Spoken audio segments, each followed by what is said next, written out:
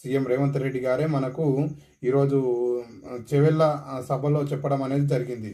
అందుకే ఈరోజు మనం మనకు ప్రజా పాలన అనేది ఉంది కదా, ప్రజా పాలనలో మొత్తం మీద 4 గ్యారెంటీలు అయితే చేశారు. ఇప్పటి వరకు 4 గ్యారెంటీలు చేశారు. బస్సుది ఒకటి,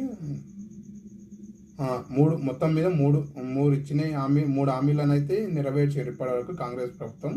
మరి ఇంకా కళ్యాణ లక్ష్మి ఉన్నది, ఇంకా బంగారం ఉన్నది, ఇంకా చాలా ఉన్నాయండి. వీటిని పైన మనం ఇంకా చూద్దాం నెక్స్ట్ ఏం జరుగుతుంది.